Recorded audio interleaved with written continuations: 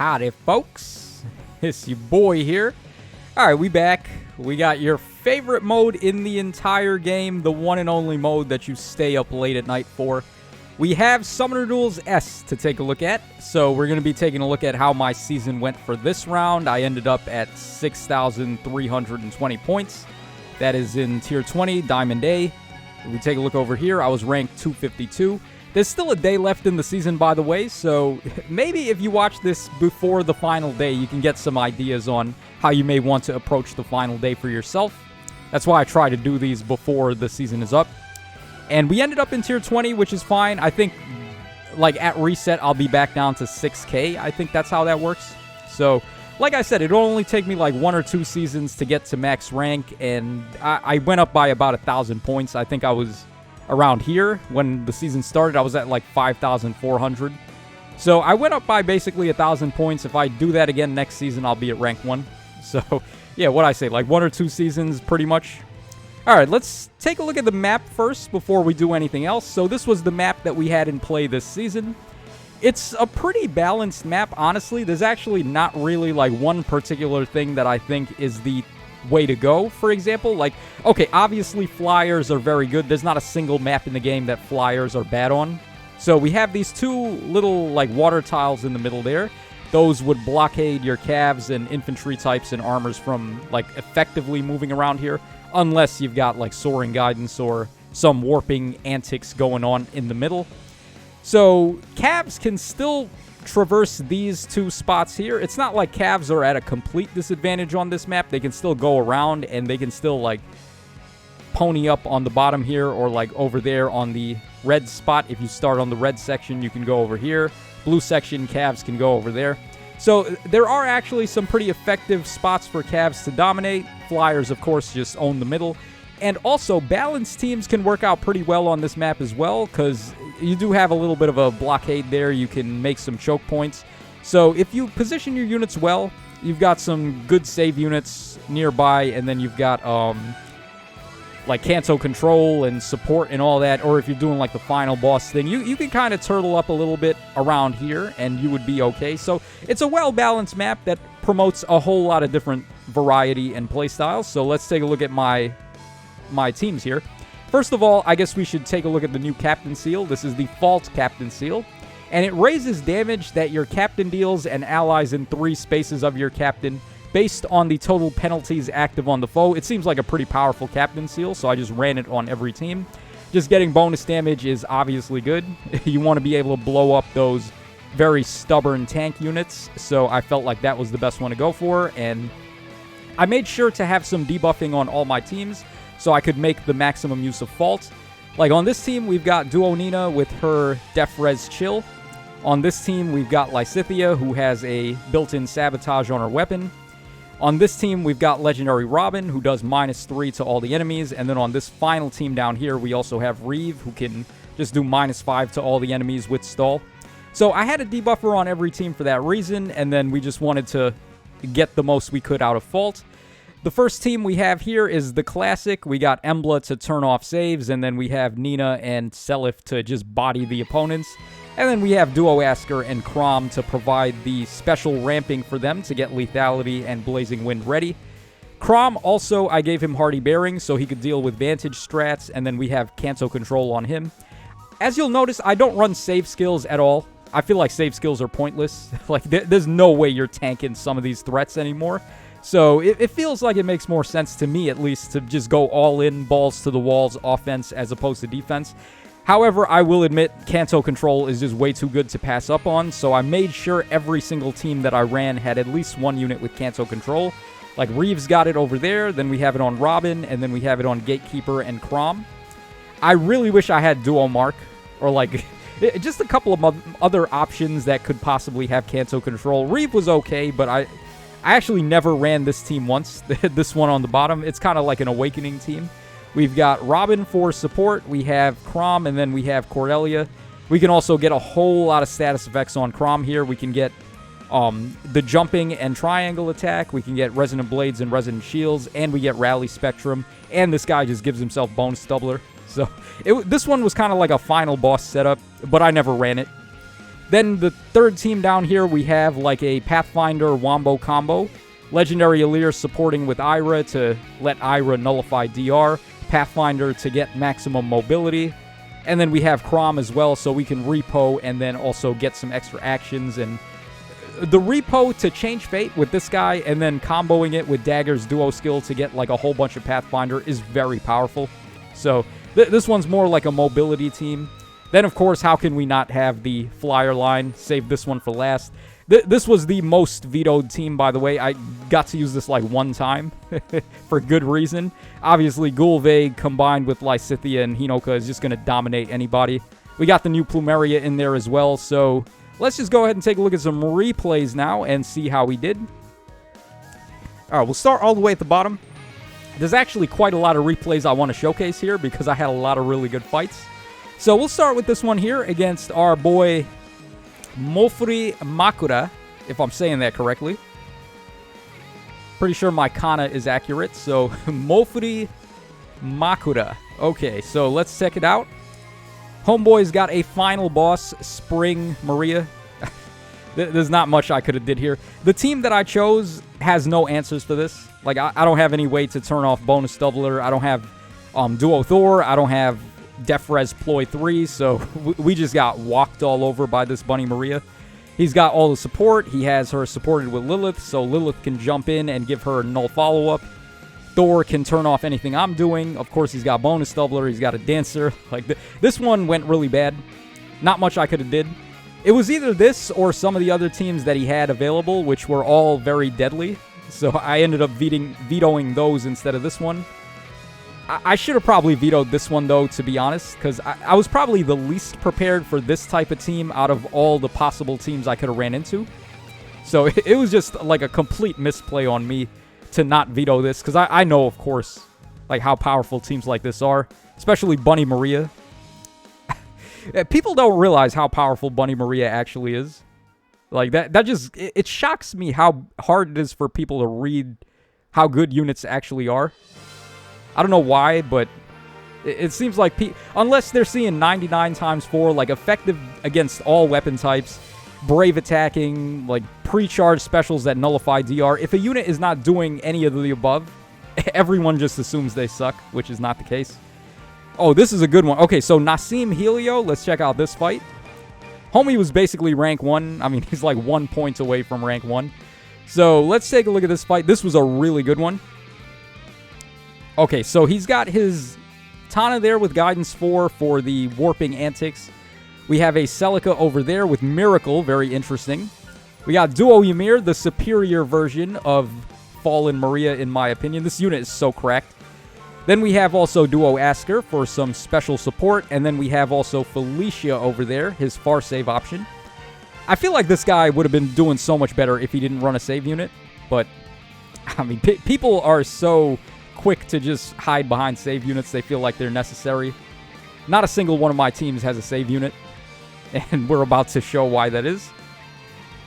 Alright, so I'm able to just easily trick him here. He gets all of his units lined up so beautifully so that we can pop Severance and just mess with him. Also, I made sure that I had an extra action in the tank so that I would go first on this turn.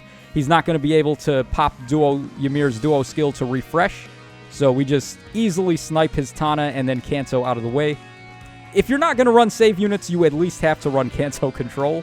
And this is the reason why. Like, Duo Nina is just way too strong when you don't have Kanto control. And now we have, like, Thief Kagero or Wind Kagero who also does that. Just Kanto is busted, man. Just make sure you have Kanto control at least. Alright, it's going to be very rough for him to really do much now, because I've got advantage. I have 1 extra unit. I was able to kill his Celica there with Colorless Feud, so I bypassed Ymir's support skill to give Miracle. Alright, he pops his duo skill there. He's able to recover HP. I was surprised Seliph couldn't kill Ymir, by the way. That's nuts. Because you look at Ymir, her kit looks very built around dealing with ranged threats. But then she was able to live Seliph? That's nuts. This Duo Ymir is so good. Alright, he pops his duo skill again. Really nice duo skill that's reusable. So I'm not able to, like, kill his unit here, but I attacked first with Nina to turn off his Aegis, and then I attacked with Chrom, but he had Duo Ymir support up, so I couldn't just kill her. But at the end of the day, I had 1 extra point. I had way more units. So there we go. Very, very good fight. Shoutouts to Naseem for that one. All right, let's see. Any other good... Oh, this is a good one. I actually made a really awesome play in this fight that secured the win for me. So, some big brain Tacho plays. Alright, so his team, we have a Tea-Time Lysithea. I would assume being supported by a Leer, which is absolutely pointless. You don't even need to turn off damage reduction with Lysithea. She just hits so hard naturally that it's impossible to tank her as it is. Why bother giving her nullified DR support? I'll never understand that. But okay, that's what he likes, so he's going for that. We have, of course, Duo Chrom there for the special support. Very awesome skills on this Azura here. We got Guidance 4 and Firestorm Dance. It's like every single team I fight has one unit that has Guidance 4 or Soaring Guidance and Firestorm Dance, and I don't. Like, what are you going to do? That's just what happens when you don't spend money. And then we have a Kanto Control Gatekeeper there. Alright, but luckily, even though I don't spend money, I am pretty good at the game, so I can still hold my own. Alright, we pop our Duo skill there. We get some special acceleration. And I had a play of the day here. So, check this out. I start off by whiffing Chrom's Duo skill, so I can just, like, wait. Or, okay, we go for Nina's instead of Chrom. We just wanted to waste an action there. I wanted to see how he would respond, and that's a bad move, sir. He puts Gatekeeper there. He shouldn't have did that, because now I can have Emblem move onto this river and repo Seliph up. And then Seliph is going to get like a beautiful pincer on 3 of his guys here. We can fork Azura, Gatekeeper, and Leer. And there's nothing he can do. He can no longer attack Seliph on this tile because he occupied it with Gatekeeper. So that was just a bad move, sir. All right, we get rid of his Kanto control. We Kanto now. We get out of the way. He's in very big trouble now because obviously I have Kanto control left and he doesn't. And I'm up a unit now as well. So this one was just do-si-do at this point. He shouldn't have put Gatekeeper there. That's really the only flaw I can say in his plan. And also supporting a Leer with Lysithea, I guess. But, nah, I mean, it's all good. Alright, we just get rid of a Leer there, and then it's GG at this point. He can't really deal with Seliph and Embla. I just gave the KO to Emblem there.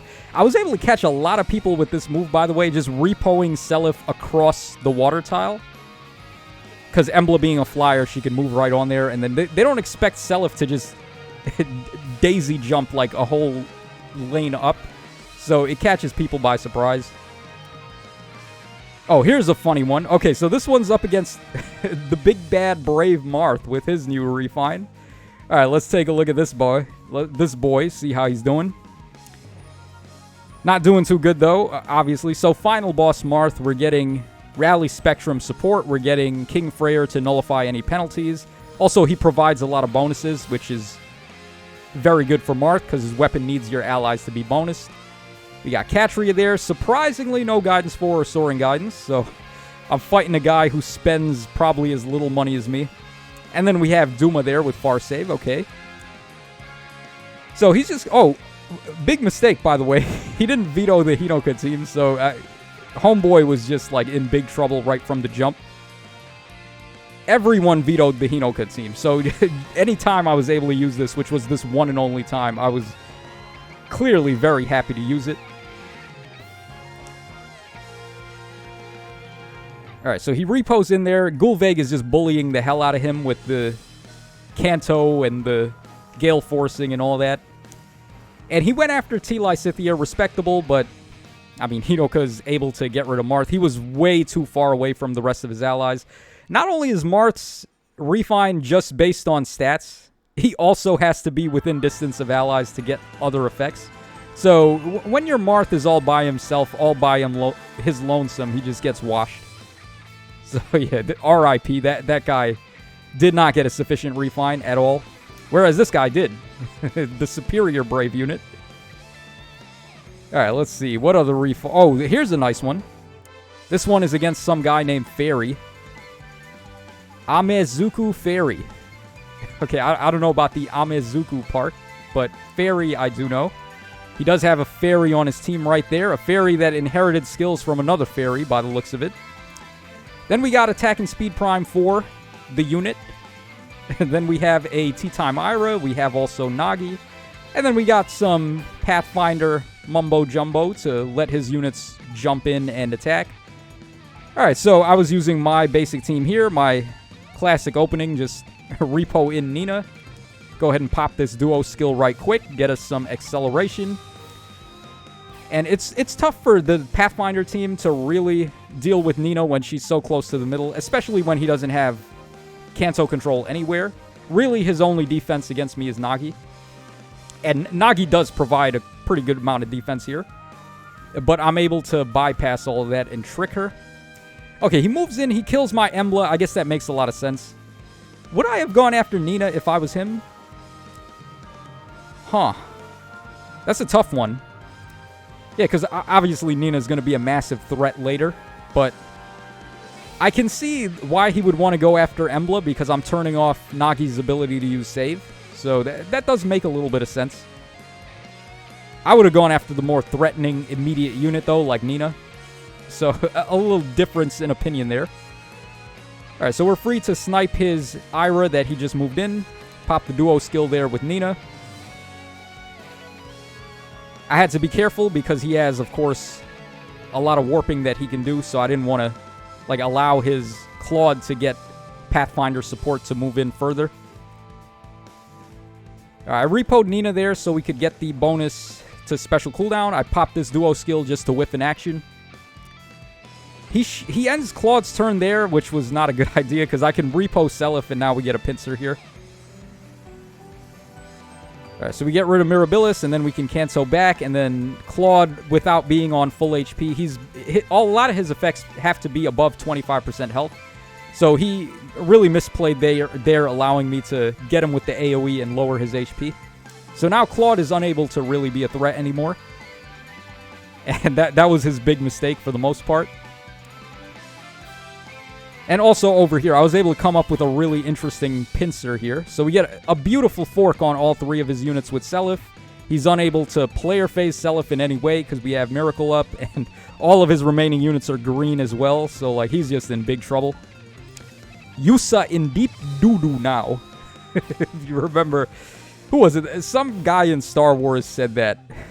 Janky-ass line. Oh my god, George Lucas with his dialogue is so goofy. Yusa in deep doo-doo. How do you come up with that, man? That's like some 5-year-old level dialogue. Alright, but regardless, I mean, he just surrendered at this point because I'm going to get rid of any of his guys and I just have way too many units left. Alright, I think we can take a look at one. Oh, let's take a look at this one. This was a really awesome one. Shout outs to this guy, Cynthia Annan.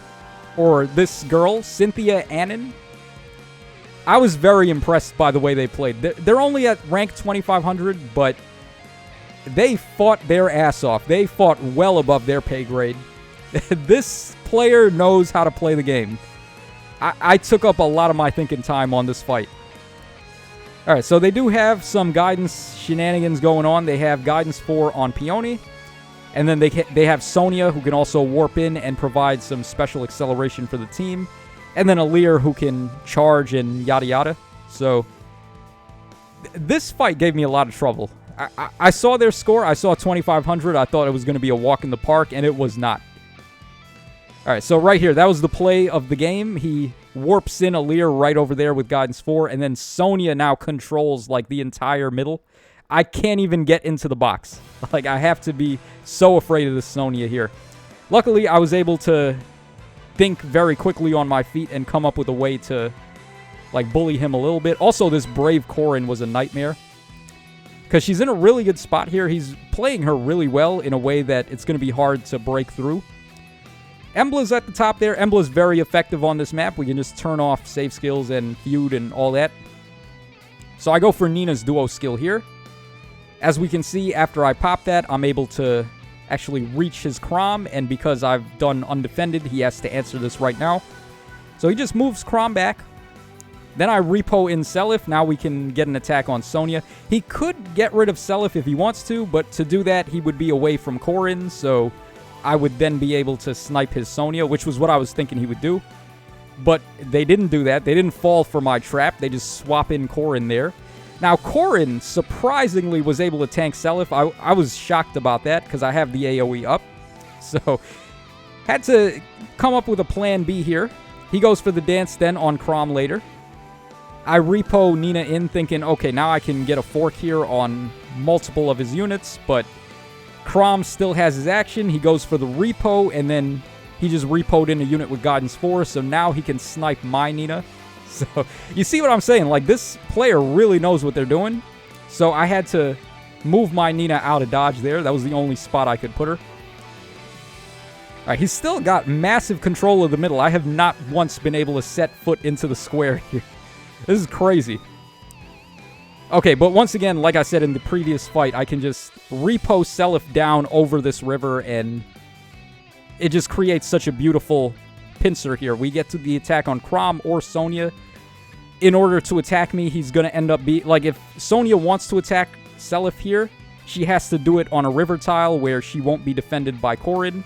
So I'm just really, like, trying to poke and prod until I can find a way to break free here.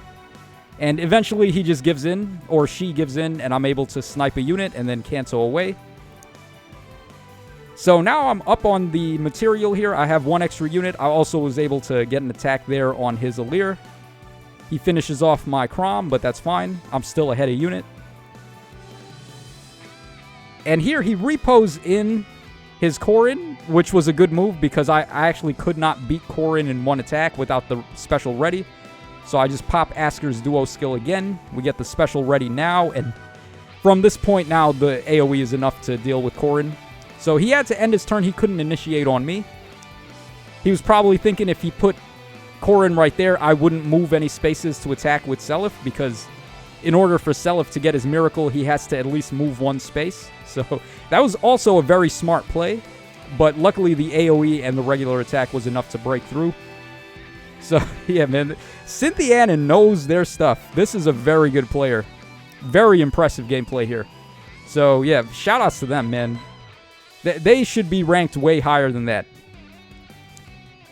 All right, let's see here. Any other good fights? Okay, I guess we'll take a look at the very final fight, and we'll call it a day. We looked at way more fights than I thought we would. So, this one here, the final fight, I was kind of disappointed that I lost this one because I really had to fight tooth and nail here. This was an annoying fight, man.